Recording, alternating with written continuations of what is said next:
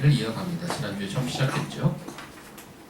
사무엘은 이스라엘 역사에 아브라함, 모세, 다윗 왕 등 굵직한 인물들 못지않는 중요한 위치를 차지하고 있습니다. 이스라엘이 400년간 종되었던 이집트에서 빠져나와서 약속의 땅에 들어가서 정착한 후에 부족 국가 시대 같은 사사 시대를 지나서 이제 왕정으로 가게 되는 그 연결자 역할을 한 사람입니다. 조금 더 스케일을 크게 본다면 노아의 홍수와 바벨탑 사건으로 인간의 타락이 극에 달했을 때 하나님께서 아브라함을 불러주십니다. 이렇게 약속하시죠. 너로 큰 민족이 되게 하겠고 땅을 주겠고 너의 후손에서 왕이 나오겠고 온 세상 민족들이 너로 하여금 축복을 받게 될 것이다. 이런 아브라함에게 주신 큰 약속의 맥락에서 이스라엘 역사를 바라보면 출애굽을 하면서 어떻게 큰 민족이 만들어졌는가를 우리가 보았고, 또 땅을 차지하는 얘기는 어느 성경에서 말씀하고 있나요? 땅을 차지하는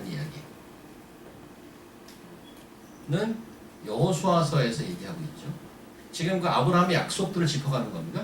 그 다음에 사무엘서에 와서 이제 왕이 만들어진 얘기를 하는 것입니다. 아브라함을 불렀을 때가 BC 한 1850년쯤 되고 다윗이 이스라엘 통일할 때가 BC 한 1000년쯤 됩니다. 그래서 한 800여 년 정도의 갭을 뛰어넘고 아브라함에게 했던, 그 옛날 아브라함에게 했던 약속을 중에 어떻게 하나님의 왕이 세워지는가, 어떻게 하나님이 원하시는 왕국이 세워지는가를 사무엘서를 통해 보게 되는 것입니다. 지난주에 등장했던 등장했던 얘기가 다윗이 한 아말렉 사람으로부터 사울이 전사한 얘기를 전해 듣는 장면이었습니다. 그가 들고 온 사울의 왕관과 팔고리는 사울이 죽었음을 결정적으로 말해주는 단서가 되었죠. 그런데 이야기의 반전은 다윗이 아말렉 사람이 가지고 있었을 만한 기대와는 정반대의 조치를 취했다는 점이죠. 사울이 살아생전에 다윗을 제거해야 할 정적으로 생각했고 실제로 다윗을 죽이려고 끊임없이 쫓았습니다. 그 이야기가 사무엘상의 반 이상을 차지하고 있죠. 이런 상태에서 사울의 죽음은 다윗 인생의 큰 걸림돌이 제거된 사건이라는 의미가 있고요. 그런 결정적인 소식을 들고 온 아말렉 사람은 정말 다윗에게는 굿뉴스를 들고 온 사람이 되겠죠. 그런데 다윗이 그 사람에게 어떻게 했나요? 그 사람을 죽였어요. 그리고 굿뉴스를 들고 온 사람을. 왜 그랬죠? 이유는 여호와의 기름 부음 받은 자에게 소유됐다고 해서 그를 용서할 수 없다고 그러면서 그를 죽였습니다. 그래서 지난주 적용이 사람을 평가할 때 나와 그 사람과의 관계가 아니고 그 사람과 하나님과의 관계를 보라고 했던 말씀을 드렸습니다. 그리고 오늘 1장 후반부 본문 보기 전에 지난 본문 적용에 있어서 지금 말씀드리는 사무엘서 전체의 맥락에 관한 적용을 한 가지 더 하고 가는 것이 좋다고 생각이 되고요. 우리 이제 또 아이들이 커가면서 우리 하준이가 뭐 거의 아멘을 하는군요. 나도 좀 듣겠다고. 나 누워 있을 수 없어. 말씀이 전해지는데. 다윗에게 사울은 큰 위협이었고 걸림돌이었고 원수였습니다. 그런 사울이 사망했다는 것은 이제 다윗이 왕되는 여정에 있어서 그 길이 활짝 열린 거죠. 그래서 사울의 전사 소식을 듣고 온 아말렉 사람의 등장은 그런 의미를 지니고 있었던 거 아니겠습니까? 사무엘상에서 다윗은 사울을 제거할 수 있는, 역으로 사울을 제거할 수 있는 기회가 적지 않았습니다. 그런데 다윗은 그렇게 안 했죠. 딱 한 가지 이유, 자기를 죽이려 달려들었던 자이지만 사울도 하나님께서 기름 부은 왕이라는 것 때문에 그랬었습니다. 그런데 또 한 가지 팩트가 있는데 그건 뭔가 하면 하나님께서 자기도 다윗 자신도 왕이 되리라고 사무엘을 통해 기름 부었던 자였던 겁니다. 그것도 팩트예요. 그래서 사울의 사망 소식을 듣고 난 다윗 앞에 나타난 아말렉 사람의 등장은 한편으로는 다윗에게 어떤 그 도전과 테스트라고 할 수도 있습니다. 어떤 점에서 그런가 하면 하나님께서 주관하시는 역사 속에서 내가 주도해서 그걸 만들어 갈 것인가, 아니면 하나님의 방법으로 할 때까지 그를 신뢰하고 기다릴 것인가, 이런 거죠. 근데 다윗은 후자를 택했습니다. 이 부분이 다윗의 훌륭한 점이라고 생각이 듭니다. 천지 만물을 지으시고 내 인생을 지으신 하나님께서 이 땅에 하나님 나라를 세워갈 것인데 우리에게도 이런저런 역할을 주지 않겠습니까? 중요한 것은 하나님이라는 슈퍼 파워를 이용해서 내가 스스로 왕으로 등극할 것인가, 아니면 그를 나의 주인으로, 나의 왕으로 모시고 내가 그의 자녀로 만들어지어가는 그 길을 내가 따라갈 것인가. 창세기에 보면 하나님께서 인간을 자기의 형상대로 지었다고 말씀했습니다. 그리고 인간을 축복하시길 이렇게 축복합니다. 생육하고 번성하여 땅에 충만하라. 땅을 정복하라. 모든 생물을 다스리라. 이게 무슨 말이에요? 그 인간에게 준 그 job description이 it sounds like a king. 다스려야 되는 거니까. It's king's job. 우리로 하여금 이 땅을 다스리는 것이 하나님의 형상으로 지어졌던 의미 중에 큰 부분입니다. 문제는 여기서 우리를 왕으로 만들어 주시고 다스리라고 그랬는데, 문제는 뭔가 하면 내가 스스로 왕 될 것인가, 내가 내 이름을 낼 것인가, 아니면 하나님의 방법을 따라갈 것인가. 창세기 1장에서 그렇게 축복을 해주시고 쭉 가다 보니까 창세기 11장에 가면 바벨탑 사건이 나오죠. 바벨탑 사건은 뭡니까? 인간이 힘을 합쳐서 하늘에 닿도록 높은 탑을 쌓는 거 아닙니까? 그러고 나서 뭐라고 그랬어요? 우리가 우리의 이름을 내자 그랬어요. 흩어지지 말자.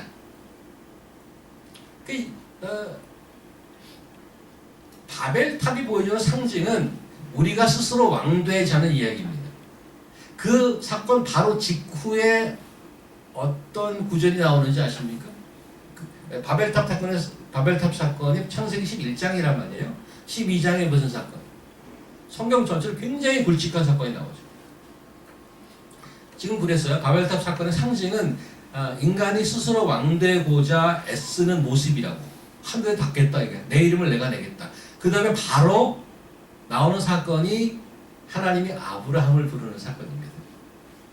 일종의 카운터 이벤트라고 할 수 있습니다. 대조죠. 하나님은 너희들의 세상, 그런 세상 말고 이런 세상을 만들어 갈 것이야 하고 아브라함을 불러서 그때부터 만들어 가는 것입니다. 그렇죠? 그래서 그 아브라함 부른 이후에 이삭, 야곱, 요셉, 모세를 거쳐서 여호수아와 사무엘, 이제 다윗까지 오게 된 거죠. 하나님의 방향은 동일합니다. 우리를 하나님을 닮은 다스리는 자, 왕으로 세우시는 것입니다. 하나님 나라를 다스리는 자로 세워가는 건데 내가 주도해 갈 것인가, 하나님의 방법을 따라갈 것인가의 싸움이 우리 앞에 늘 놓여 있는 거죠.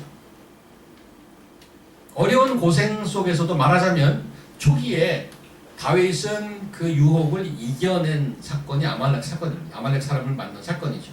내가 기름 부음을 받았죠. 자기도 명분은 확실합니다. 나도 안 될 건데.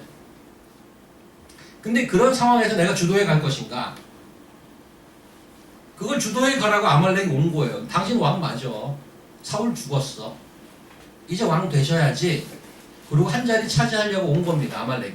거기에 편승하지 않습니다. 과감히 뿌리치고 하나님의 방법을 따르기로 한 거죠. 오늘 본문은 거기서 한 걸음을 더 나가는 모습을 보여줍니다. 자기를 죽이려고 달려들었던 자가 비참하게 죽은 거죠. 사울이 죽었잖아요. 그러면 보통 나의 원수가 죽으면 보통은 어떻게 반응하는가요? 봐라, 그럼 천벌을 받았지. 참 고소하다. 조금 교양 있는 사람은 표정 관리를 좀 하겠죠. 자기 원수가 죽긴 했는데 또 막 기뻐하긴 좀 뭐하고, 그래서 야, 그 인생 참 불쌍하네. 왜 저렇게 기를 쓰고 나를 죽이려고 달려들더니 지가 죽네. 참 안 됐다. 이 정도의 경신사죠. 오늘 다윗은 원수 사울과 그의 아들 조나단의 죽음을 애도하는 조가를 지어서 기록에 남기고 그냥 남기기만 한 것이 아니라 백성들에게 가르쳤다고 되어 있습니다. 18절 보시면 오늘 본문에 명령하여 그것을 유다 족속에게 가르치라 하였으니 곧 활의 노래라 야살의 책에 기록되었습니다. 이렇게 되어 있습니다. 이런 그 다윗의 조치를 어떻게 봐야 할까? 저 오방과 하나님이 버린 왕인데 다윗이 그렇게까지 해야 되는 것은 하나님보다 좀 더 앞서가는 거 아닌가? 빨리 그냥 장사 치러주는 걸로 마무리하면 잘못하는 건가?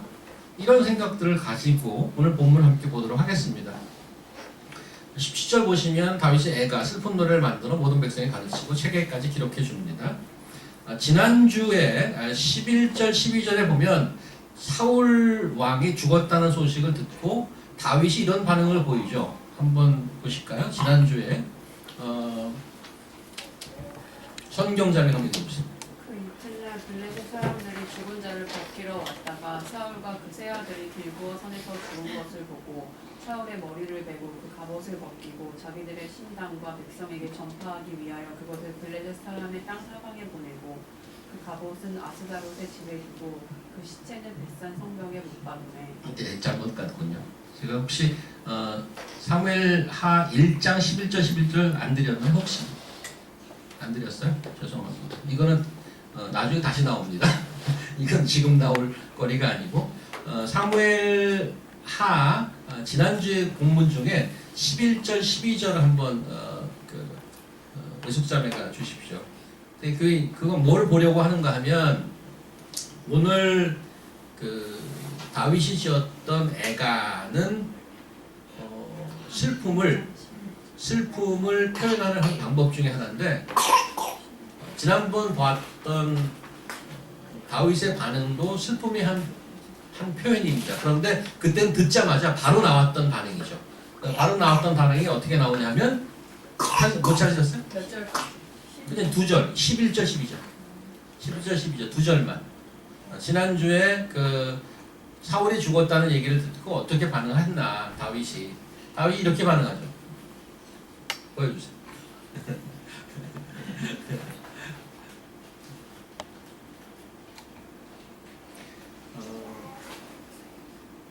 제가 읽을게요. 네, 그 성경 제목 읽어주세요. 이에 다윗이 자기 옷을 잡아 찢음에 함께 있는 모든 사람도 그리하고 사울과 그의 아들 요나단과 여호와의 백성과 이스라엘 족속이 칼의 죽음으로 말미암아 저녁 때까지 슬퍼하여 울며 금식하니라. 네, 다윗이 자기 옷을 잡아 찢고 함께 있는 자들도 다 잡아 찢었어요. 굉장히 격정적이고 이모셔널하고 급작스럽습니다. 다윗이 받은 충격, 뭐 이렇단 말이죠. 다윗이 받은 충격을 한번 짐작할 만하죠. 근데 오늘 본문 17절 이하, 오늘 그 주보에 나온 17절 이하도 애가에 드러낸 것도 다윗 왕의 슬픔을 표현하는데 조금 종류가 다른 슬픔이죠. 지금 여기 앞에 나와 있는 11절, 11절과는 좀 종류가 다릅니다. 글로 쓴 것이기 때문에 차분히 앉아서 생각할 시간이 있었을 것입니다. 여러분도 이거 신앙생활 하다 보면 어디 가서 송보 형제 기도 좀 하세요. 밥 먹을 때. 우리 민규 형제 기도 좀 해보세요. 뭐 그래서 갑자기 기도시키는 적이 있어요. 그러면 그냥 생각나는 대로 막 얘기해요. 그러나 다음 주 기도는 우리 진영자매입니다. 진영자매가 일주일 내내 부담도 스럽고 그렇지만 생각을 한단 말이에요. 우리 교회를 위해서 뭘 기도할까? 그래서 쓴단 말이죠. 애가를 썼다는 얘기는 마찬가지입니다. 감정을 확 드러낼 때가 있었는데 이제는 시간을 갖고 쓴 거죠.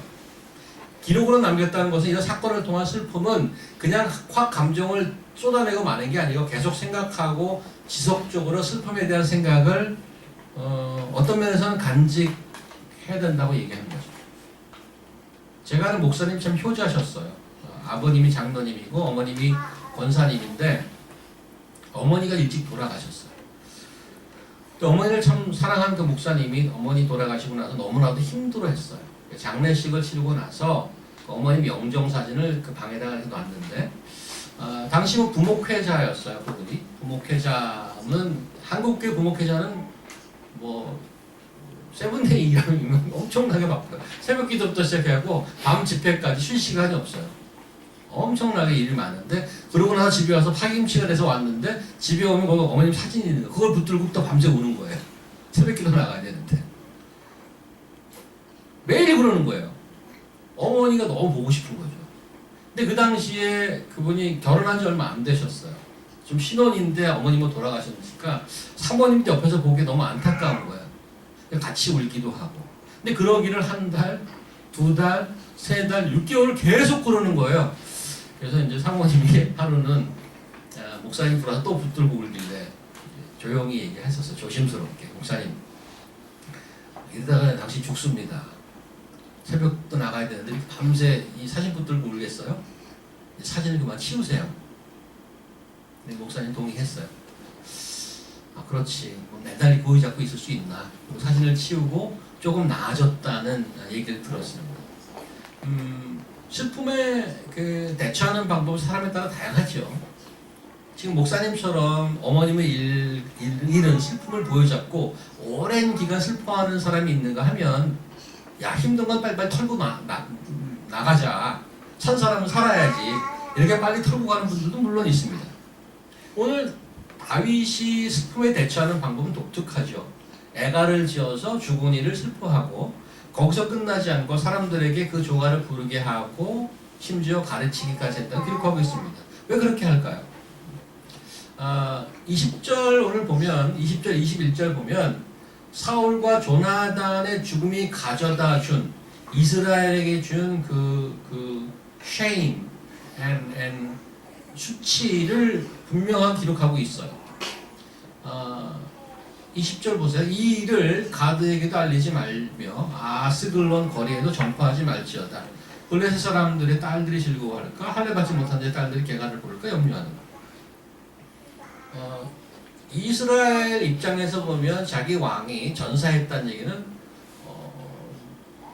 충격 플러스 수치입니다. 근데 블레셋 입장에서 보면 엄청난 승리죠.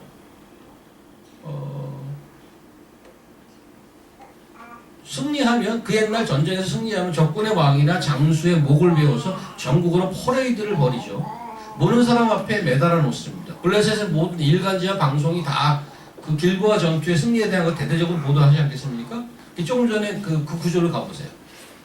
아까 보여줬다. 이제 이게 이 구절이에요. 이 구절인데 송이자매 한번 읽어주세요. 이거. 이튿날 블레셋 사람들이 죽은 자를 먹이러 왔다가 사울과 그 세 아들이 길보아 산에서 죽은 것을 보고 사울의 머리를 베고 그 갑옷을 벗기고 자기들의 신당과 백성에게 전파하기 위하여 그것을 블레셋 사람들의 땅 사방에 보내고 그 갑옷은 아스가론의 집에 두고 그 시체는 백성 성전에 넣고. 자, 지금 보시다시피 블레셋 입장에서 보면 엄청난 승리고 다 알려야 돼. 그거. 야, 우리가 적군의 왕을 다 죽였어. 응? 이런 상태인데 너무 수치스럽죠. 이스라엘에 대해서. 그런데 다윗은 이런 수치스러운 일들을 여기 기록하고 있어요. 그 수치를 가감없이 표현합니다. 제가 신학교 때 궁금해서 하나 교수님께 물어본 적이 있어요. 제가 설교 때 몇 번 말씀드리긴 했습니다만은 그 출애굽기에 10재앙이 있지 않습니까? 그래서 무슨 메뚜기도 나오고 그 나일강이 피로 변하고 개구리도 막 나오고 마지막에는 장자들이 다 죽지 않습니까? 그러고 나서는 홍해를 쫓아오다가 이집트의 병사들이 다 수장을 다 그런 일이 있단 말이에요. 그래서 궁금해서 이집트 역사에 그 출애굽기에 기록되어 있는 그 사건이 기록되어 있냐 물어봤어요. 이집트 역사서에는 없대요. 그게. 이해는 가요. 왜? 좀 창피한 얘기죠. 이집트에서는 수치스러운 얘기예요. 자기가 이렇게 400년간 데리고 있었는데 완전히 그 노예 백성에게 당한 얘기예요. 하나님이 하신 일이죠, 물론. 자기네 백성의 군사들 쫓아가서 자기네 장자들이 다 죽고 수장당하고 이런 얘기가 쓰기 싫은 거예요. 안 썼대요. 그렇구나. 그런 게 역사에 없구나. 근데 오늘 다윗은 잊고 싶은 일이잖아요. 자기 일대왕이 블레셋과 전대 죽은 거예요. 사망한 거예요. 목배임을 당하고 막 돌아다니는 거죠. 이런 얘기 쓴단 말이에요. 여기. 다 써놨어요. 왜 그걸 굳이 써서 남기려는 것일까요? 그것은 슬픔을 슬픔으로만 끝내지 않겠다는 의지이죠. 노래 제목이 뭐죠 오늘? 애가를 저 제목을 붙였어. 제목이 뭐예요? 제목이 뭐? 활의 노래라고 돼 있어. 활의 노래. 18절에 나오죠. 활 노래라 이렇게 돼 있어요. 조가치고는 조가 제목치고는 좀 어울리지 않아요. 활은 무기 아니에요. 근데 왜 조가 제목을 활의 노래라고 지었을까? 근데 그 의도는 짐작할 만해요. 사울과 요나단의 죽음이 슬픔과 수치로 끝날 수는 없다라는 어떠한 그것을 예고하고 있죠. 이것을 백성과 이스라엘 군사에게 가르치는 것입니다. 자, 우리가 이런 수치를 당했어. 앞으로 어떻게 살 것인가? 그런 도전이죠. 슬픔을 딛고 용기와 결심을 이끌어내는 것입니다. 영어권에서 잘 표현되는 것 중에 이런 말이 있어. Lest we forget. 어디서 많이 듣죠?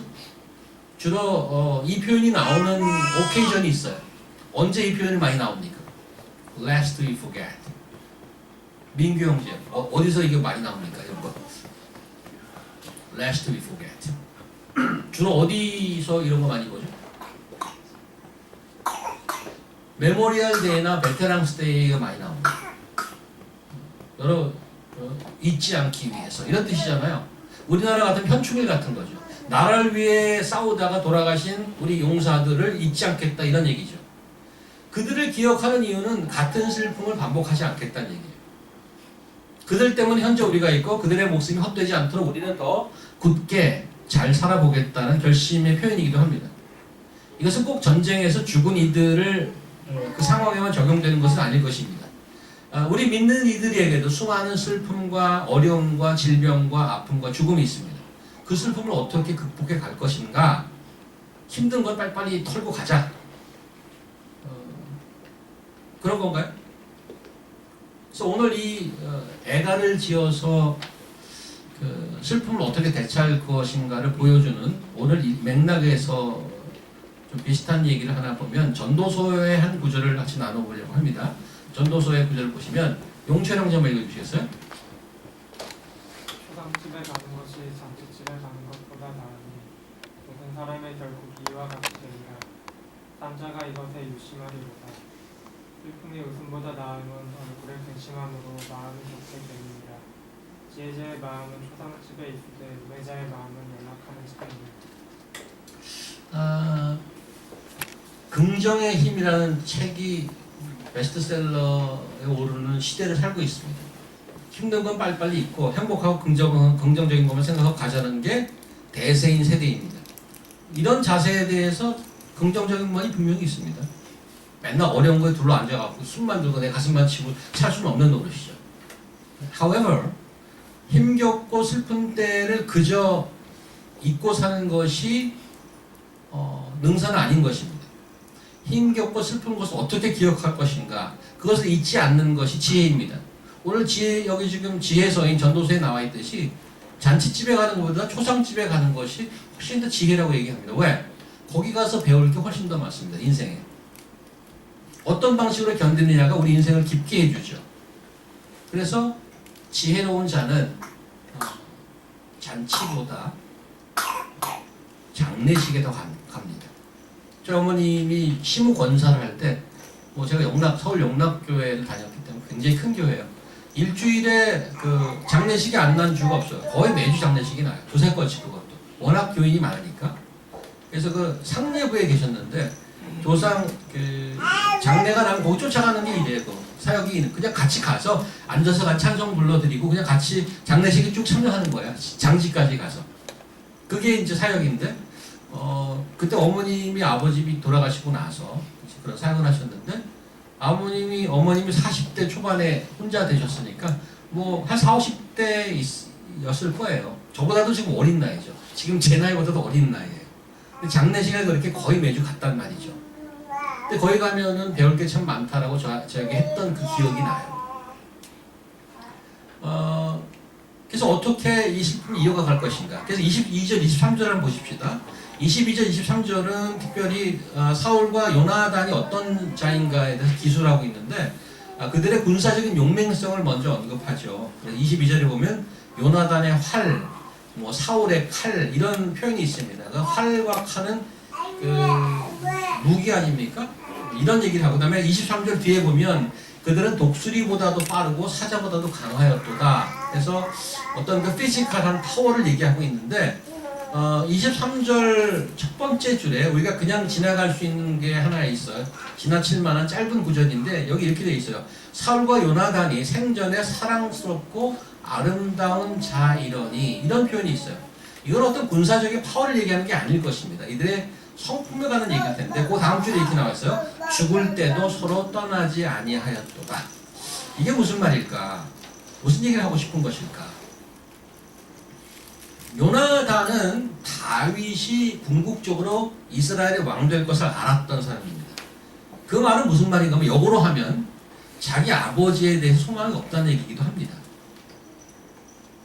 그렇지 않습니까? 자기 아버지가 현직인데 결국에는 다윗이 왕이 될 거라고. 그런데 소망이 없는 아버지를 따라서 전쟁에 나간 것입니다.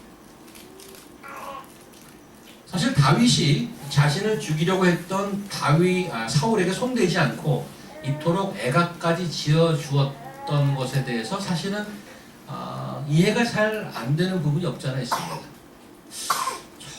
어떻게 사울을 그렇게 죽이려고 다녔는데 죽이지 않을까? 게다가 죽었는데 애가까지 지어줄까? 라는 것에 의문이 조금 생기기도 하지만은 그것을 풀어주는 부분이 여기라고 생각해요.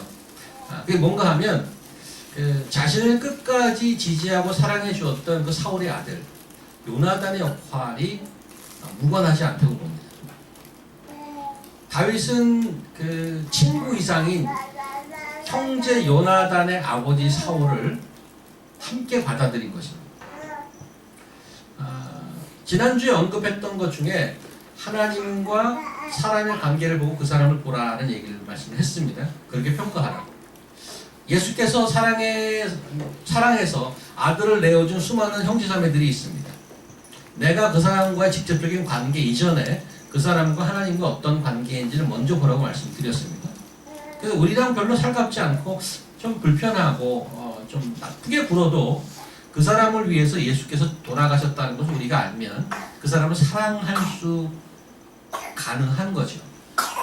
역으로 그 사람이 나를 사랑하지 않아도 하나님께서 예수님을 통해 나를 사랑하는 것을 우리가 안다면 다른 사람들의 평가에서 우리도 자유할 수 있습니다. 그래서 마지막 그 25, 26절을 보면 조금 특이한 부분이 있는데 오라 두 용사가 전쟁 중에 엎드렸더라. 24절 보십시오. 이스라엘의 딸들아 사울을 슬퍼하며 올지어다. 그가 붉은 옷으로 너에게 화려하게 입혔고 금노래기를 너에게 채웠도다. 오라 두 용사가 전쟁 중에 엎드렸도다. 요나단이 내 상에서 죽임을 당하였도다. 내 요나단이여 내가 그들을 애통하면 그들은 내게 힘이 아름다우리라. 여기서 이제 그 특이한 부분이 어떤 것인가 하면 사울에 대해 슬퍼하는 부분과 요나단에 대해 슬퍼하는 부분이 둘로 나뉘어져 있어요. 근데 사울에 대한 슬픔은 누구 보고 하라고 그래요? 누구 보고? 이스라엘의 딸 보고 사울에 대해 슬퍼하라고 그래요. 근데 요나단에 대해서는 누가 슬퍼한다고요? 다윗이 슬퍼해요. 마치 이런 거예요. 사울은 오케이. 사울은 너희들이 슬퍼해줘. 이스라엘 딸. 요나단은 내 형 요나단이 하고 자기가 소울리 요나단에 대해 슬퍼합니다. 근데 이 부분이 26절 때문에 누가 오셨나요? 26절 제가 한번 읽어볼게요. 내 형 요나단이여 내가 그대를 애통하면 그대는 내게 심히 아름다우리라. 그대가 나를 사랑함이 기이하여 여인의 사랑보다 더하였도다. 요 구절 때문에 현대 그 자유주의 신학에서는 이거를 동성애로 해석을 합니다. 동성애 코드로. 그래서 동성애가 옛날부터 있었다 이렇게 얘기하는데 이거는 너무나도 그 무지의 소치입니다.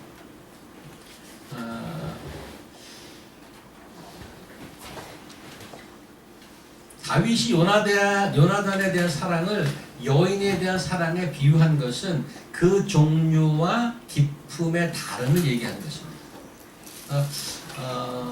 요나단과 사울이 어떤 관계였는가를 너무나도 극명하게 잘 보여주는 한 구절을 한번 가는데 사무엘상 23장을 가겠습니다.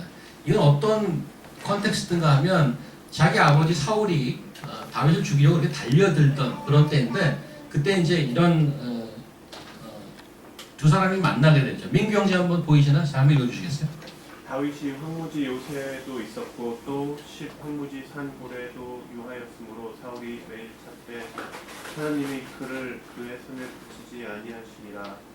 다윗이 사울의 자기 생명을 찾으려고 나온 것을 보았으므로 그가 황무지 숲풀에 있었더니 사울의 아들 요나단이 일어나 숲풀에 들어가서 다윗에게 이르러 주로 하나님을 힘있게 의지하게 하였는데 곧 요나단이 그에게 이르기를 두려워 말라. 내 붙인 사울의 손이 내게 미치지 못할 것이요 너는 이스라엘 왕이 되고 나는 내 다음이 될 것을 내 붙인 사울도 안다 하리라. 다울도 대단하지만 요나단도 참 특별한 사람이라는 생각이 들어요. 요나단이 누구죠? 당시 현직 왕의 아들이었단 말이죠. 그 얘기는 뭔가 하면 그 당시 문화로 하면 차기 왕 영순이라는 거예요. 요나단이. 그냥 커스텀대로 가면 사울 다음에 2대 왕이 요나단이에요. 근데 하나님께서 다윗에게 기름 부었다는 사실을 인정합니다. 그냥 지적인 동의가 아니고 그의 왕됨을 알고 전적으로 지지합니다. 그리고 그를 보호하기까지 하죠. 그리고 나서 그래 하나님께서 너를 인정하셨으니까 내가 인정하지. 널 왕 될 거야. 그리고 난 떠날게 하고 그러지 않고 떠나지도 않아. 뭐라고 하냐면 나는 내 다음이 될 것이다. 그 옆에 쓰겠다는 거예요. 그건 참 힘든 얘기입니다. 포기하고 떠날 수는 있어요. 네가 해라 그래. 하나님이 한다니까. 근데 그 옆에 서 있어요. 그 옆에 2등으로 서 있단 말이에요. 다윗에게 요나단의 존재는 그 생명 이상입니다. 그래서 보통 인간이 생각하기에 사랑의 깊이는 여인과의 사랑을 얘기합니다. 그것보다 급이 다르다고 얘기하는 거예요, 지금. 그 여인을 향한 사랑과 종류와 깊이가 다른 거라고 얘기하는 거예요. 그런 친구를 잃었어요, 여기서. 그래서 그의 애통함을 짐작하시겠어요? 사랑이 깊을수록 슬픔이 깊죠. 하나님께서 자신의 나라를 세워갑니다. 지금도 동일하게 세워가시고요. 개인적으로 그런데 하나님께서 자신의 역사를 만들어 가시는데 개인적으로 세상적으로 그 하나님의 일하심이 나에게 분명한 손해로 다가올 때가 있어요. 요나단같이. 하지만 하나님이 정하셨기 때문에 기쁘게 받는 거죠. 내가 분명히 차기 1등인데 2등으로 평생을 살겠다고 얘기하는 겁니다. 그리고 그 뒤에서 기뻐하겠다고 얘기합니다. 주위에 그런 분이 혹시 있나 모르겠어요. 여러분은 그런 친구가 되어줄 수 있을지. 신약에 유사한 분이 계시죠. 세례 요한. 나는 망해야 하겠고 그는 흥해야 하겠다. 커튼 보이죠. 커튼 이렇게 열어주고 그때까지 세례 요한이 업계 1위였죠. 다 거기 왔으니까 세례를 받으러. 예수님이 등장하고 나서 전부 예수님한테 달려가죠. 그래서 세례 요한의 제자들이 저거 지금 우리 이러다가 나 큰일 나겠는데요. 스승님 이런 거예요. 너희도 가라. 너희도 가. 나는 망해야 돼. 그는 흥해야 되겠다. 놀라운 믿음이라고 볼 수 있죠. 근데 여기서 안타까운 것은 다윗이 그런 친구를 잃은 거죠. 그 슬픔과 애절함을 어떻게 짐작할 수 있겠습니까? 저희 어머님 형제가 8남매셔요. 어머님이 막내예요. 30년생이니까 올해 만으로 88세입니다. 이제 나이가 제가 들어가니까 이제 이런 상상을 하죠. 어머님이 돌아가시는 상상을 해요. 어머니는 뭐 수시로 말씀하시고 이제 갈 때가 됐다 이렇게 스스로 말씀하시고. 근데 어머님이 정말 돌아가시면 내 마음이 어떨까? 마음속에 다짐을 합니다. 근데 사실 상상은 잘 안 가요. 현재 제가 있기까지 어머님의 존재와 그분의 기도는 뭐 어떻게 비교할 수 없을 정도로 큰 것이었죠. 근데 그분이 이 세상에 더 이상 존재하지 않는다, 돌아가시고 잘 상상이 가지 않습니다. 사실 저나 여러분이나 다 준비해야 할 것입니다. 우리가 사랑하는 이들이 내 곁을 떠날 때 나는 어떻게 살아갈 것인가. 누구나 다 죽는 것이지만은 죽음 말고라도 우리가 겪어야 할 슬픔과 애통과 고난도 계속 있을 것입니다. 어떻게 견딜 수 있을까요? 어떻게 감정을 추스리고 마음의 준비를 하고 결심을 해도 실제로 그런 일이 나에게 정말 닥치게 되면 얼마나 흔들릴지 알 수 없습니다. 사실. 그래서 불안한 거죠. 근데 그렇게 불안해할 필요가 없습니다. 왜냐하면 하나님께서 우리에게 주신 분명한 약속이 하나 있죠. 그 말씀을 붙들고 할 수 있길 바랍니다. 로마서 8장으로 가볼까요? 진영자매. 내가 확실하노니 사망이나 생명이나 천사들이나 권세자들이나 현재일이나 장래일이나 능력이나 높음이나 깊음이나 다른 아무 피조물이라도 우리를 우리 주 그리스도 예수 안에 있는 하나님의 사랑에서 끊을 수 없으리라. 이거 아닙니까? 8장의 앞부분에 보면은 적신이나 죽음이나 고통이나 이런 것들 쭉 나열합니다. 그런 거 다 있는 거 사실 맞아. 그게 현실 맞아. 그러나 whatever happens to you, no one, nothing can stop Jesus from loving us. 예수님의 사랑에서 우리를 끊을 수 있는 것이 세상에서 아무것도 없다는 거예요. That is our hope. 힘든 일이 있으면 흔들릴 것입니다. 그러나 마지막 보루, 예수 그리스도께서 나를 위해서 돌아가시고 지금 하늘에서 우주 만물을 다스리는 그분이 우리를 사랑하신다는 그 사실 하나로 견뎌낼 수 있는 것입니다. 자, 오늘 말씀을 정리하면서 주변에 슬퍼하고 아파하는 분들 한번 기억해 보시기 바랍니다. 지난주에 바로 한 주 됐습니다. 저에게 카톡을 하나 보내주셨었던 거예요. 그걸 하나 나누고 오늘 말씀 마무리하려고 합니다. 제가 처음에 롱아일랜드에서 사역할 때 2003년에 처음 했으니까 이제 15년 됐군요. 15년 동안 아시는 분이에요. 그래서 제가 뭐 교회를 여기저기 다닌다고 같이 교회를 섬길 수는 섬기지는 못했습니다만은 그래도 연락을 쭉 하고 사는 그런 친구인데 그분이 지난주에 이런 메일을 이런 카톡을 저한테 보내주셨어요. 그래서 오늘 본문과 관련이 있어서 하나 소개하려고 합니다. 조 목사님, 오늘은 정말 특별한 날이에요. 수술 후 처음으로 잠을 한 번도 깨지 않고 잤어요. 이게 무슨 큰 일일지 모르실 수 있겠죠. 제가 고통이 너무 심해서 수술 후 한 달 동안 5분에서 10분마다 잠에서 깨고 화장실 가야 됐었어요. 지난주까지만 해도 너무너무 고통이 심했어요. 마약, 진통제도 통하지 않는 아픔. 화장실 갈 때 너무 아파서 식은땀이 나서 울었어요. 너무 아파서 매일 새벽 2시, 4시에도 일어나면 집을 뛰쳐나와서 동네를 걸었어요. 지난 6주 동안에 화장실 가는 것과 고통 때문에 잠을 거의 못 자고 생활을 했어요. 4일 전에 고통 때문에 새벽에 걸으면서 하나님께 기도했어요. 더 이상 이 고통을 멈추어 주셔요. 그만하세요. 그런데 그가 답해 주셨어요. 그 다음날 잠잘 때 2번 일어났어요. 어제 저녁 처음으로 한 번도 일어나지 않고 잠을 잤어요. 그리고 새벽에는 잠이 저절로 깼는데 너무너무 좋아서 잠을 더 잤어요. 오늘 아침은 산책 대신 잠을 더 자고 회사로 바로 출근했어요. 고통이 있을 때는 너무나 하루가 길어요. 고통 없이 잠을 잘 수 있다는 게 얼마나 소중한 것인지 너무 감사해요. 지난해 암 선고를 받고 치료하는 과정을 함께 해주신 하나님과 우리 교회 식구들을 특별히 아내 너무 감사드려요. 먹고 마시고 걷고 화장실 잘 가고 공기를 마시고 잠을 잘 수 있다는 것이 얼마나 감사한 것인지요. 오늘 밤에도 고통 없이 잠을 푹 잘 수 있을까 하는 생각이 마음이 설레요.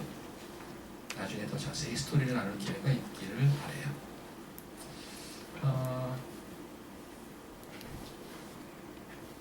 자, 이거 카톡을 받고 너무 기뻤죠. 일단은 그래서 딱 썼는데 오늘 본문을 준비하면서 다시 한번 생각해 보니까 내가 이분의 고통과 슬픔에 얼마나 공감하고 동참하고 있나라는 생각을 해봤어요. 이게 얼마나 괴로우면 안 깨고 자는 게 얼마나 축복인가를 지금 말씀하는 거잖아요. 우리 주변에 여러 가지 종류의 고난을 받는 분들이 많이 있을 겁니다. 저는 그분들을 여러분과 제가 기억하길 바랍니다. 우리 나도 힘들어 죽겠는데 목사님, It's true. 나도 힘들 수 있습니다. 나의 힘든 것을 넘어서 그분들에게 손을 내밀고 그분들을 위해서 기도하면 그게 하나님의 나라와 하나님의 의가 이 땅에 이루어지는 게 아닌가 믿어 의심치 않습니다. 이 시간 함께 같이 기도하는 시간 좀 갖겠습니다. 오늘 말씀을 기억하시면서 주의